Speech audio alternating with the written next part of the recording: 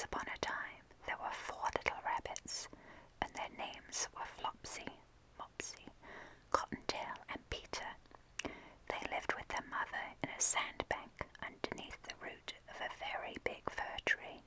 "Now, my dears," said old Mrs. Rabbit one morning, "you may go into the fields or down the lane, but don't go into Mr. McGregor's garden.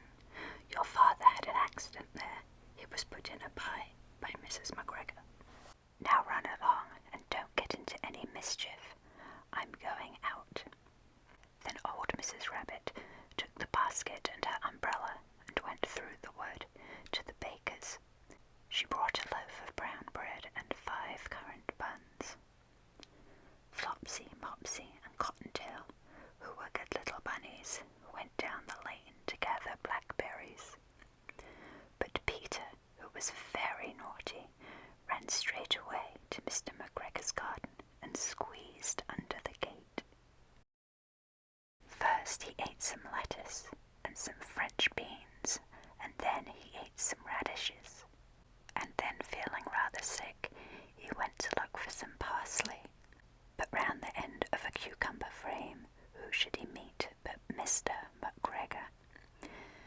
Mr. McGregor was on his hands and knees, planting out young cabbages, but he jumped up and ran after Peter, raving awake and calling out, "Stop, thief!"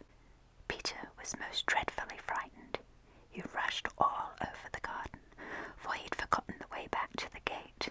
He lost one of his shoes among the cabbages, and the other shoe amongst the potatoes. After losing them, he ran on 4 legs and went faster, so that I think he might have got away altogether if he had not unfortunately run into a gooseberry net and got caught by the large buttons on his jacket.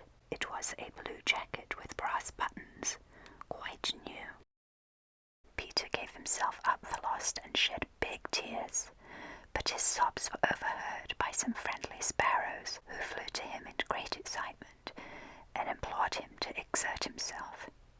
Mr. McGregor came up with a sieve which he intended to pop on top of Peter, but Peter wriggled out just in time, leaving his jacket behind him, and rushed into the tool shed and jumped into a can.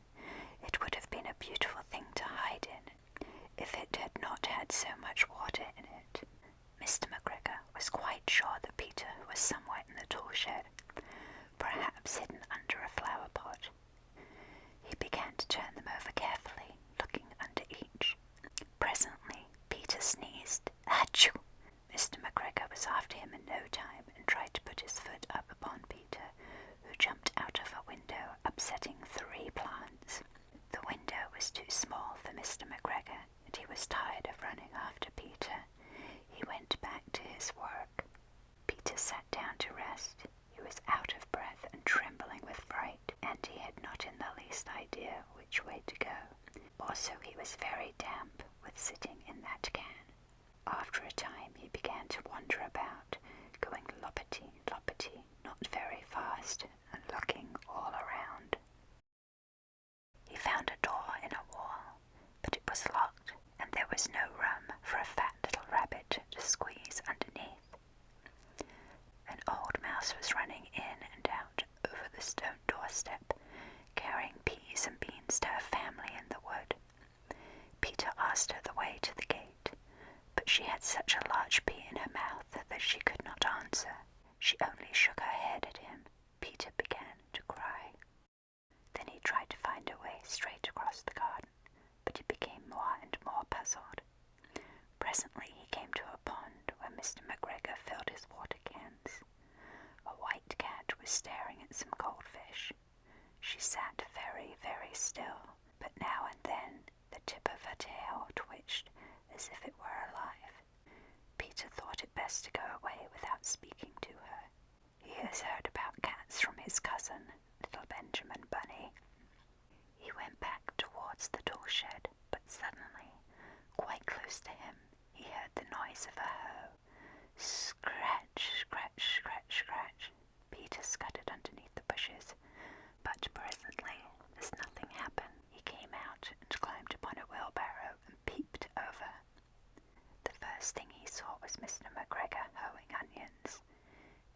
was turned towards Peter, and beyond him was the gate. Peter got down very quietly off the wheelbarrow and started running as fast as he could go, along a straight walk behind some blackcurrant bushes. Mr. McGregor caught sight of him at the corner, but Peter did not care. He slipped underneath the gate and was safe at last in the wood outside the garden. Mr. McGregor hung up the little jacket and the shoes for a scarecrow to frighten the blackbirds. Peter never stopped running or looked behind him until he got home to the big fir tree. He was so tired that he flopped down upon a nice soft sand on the floor of the rabbit hole and shut his eyes. His mother was busy cooking, and she wondered what he had done with his clothes. It was the second little jacket and pair of shoes that Peter had lost in a fortnight. I'm sorry to say that Peter was not very well during the evening. His mother put him to bed and made some chamomile tea, and she gave a dose of it to Peter, 1 tablespoonful to be taken at bedtime. But Flopsy, Mopsy, and